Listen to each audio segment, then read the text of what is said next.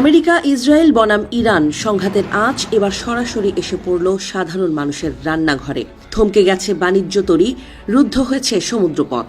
আর তার ফলেই মরু শহর দুবাই কি এবার অনাহারে দিন কাটাবে? দুবাইতে মাত্র ৮ দিনের খাবার অবশিষ্ট আছে, এমন খবর চাউর হতেই বাড়ছে চিন্তা। রণক্ষেত্র এখন রাজপথ।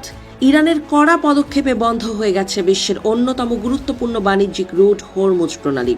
এই একটি পথ বন্ধ হওয়ায় আরব উপসাগরের দেশগুলোর শ্বাসরোধ হওয়ার জোগাড়। পণ্যবাহী জাহাজগুলো এখন মাঝ সমুদ্রে অসহায় দাঁড়িয়ে, যার সরাসরি প্রভাব পড়ছে দুবাইয়ের বাজারে। পরিসংখ্যান বলছে ভয়াবহ এক বিপদের কথা। বিশেষজ্ঞরা দাবি করছেন দুবাইয়ের টাটকা ফলমূল এবং শাকসবজির মজুদ ফুরিয়ে আসছে দ্রুতগতিতে। যেখানে সাধারণত উপচে পড়া ভিড় থাকে, সেখানে এখন হাহাকার। লজিস্টিক বিশেষজ্ঞদের মতে বর্তমান মজুদ দিয়ে বড়জোর আর ৮ থেকে ১০ দিন চলা সম্ভব। এরপর কি হবে, সেই প্রশ্নই এখন ঘুরপাক খাচ্ছে সবার মনে। মরুর বুকে গড়ে ওঠা আধুনিক এই শহরগুলোর বড় দুর্বলতা হল খাদ্যের জন্য বিদেশের ওপর অতি নির্ভরশীলতা।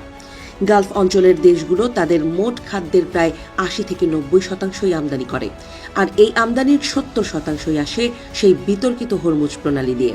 পথ বন্ধ মানেই থালা খালি, এই দৃঢ় বাস্তবতাই এখন সামনে আসছে। শুধু সমুদ্রপথ নয়, যুদ্ধের প্রভাব পড়ছে আকাশপথেও। এয়ার কার্গো বা বিমানে পণ্য পরিবহনেও দেখা দিয়েছে বিঘ্ন। যুদ্ধের কারণে বিমানের রুট পরিবর্তন এবং ঝুঁকি বেড়ে যাওয়ায় খরচ আকাশচুম্বী হয়েছে। ফলে বিদেশ থেকে জরুরি খাদ্যদ্রব্য উড়িয়ে আনাও এখন এক বড় চ্যালেঞ্জ হয়ে দাঁড়িয়েছে। ভয়াবহ এই জল্পনার মাঝে মুখ খুলেছে সংযুক্ত আরব আমিরাত সরকার। সংবাদ সংস্থাগুলো আতঙ্ক ছড়ালেও আমিরাতের অর্থ মন্ত্রণালয় জনগণকে আশ্বস্ত করে জানিয়েছে তাদের হাতে অন্তত ৪ থেকে ৬ মাসের প্রয়োজনীয় শুকনো খাবার বা এসেনশিয়াল গুডসের মজুদ রয়েছে।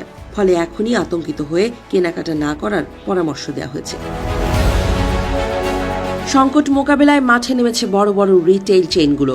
ভারতের মতো দেশগুলো থেকে জরুরি ভিত্তিতে শাকসবজি আমদানির জন্য লুলু গ্রুপ নিজস্ব চার্টার্ড প্লেন বা ভাড়া করা বিমান ব্যবহারের সিদ্ধান্ত নিয়েছে। সমুদ্রপথের বিকল্প হিসেবে আকাশপথকে ব্যবহার করে দুবাইয়ের বাজার সচল রাখার চেষ্টা চলছে দিনরাত। এদিকে যুদ্ধ থামার কোনো লক্ষণ নেই।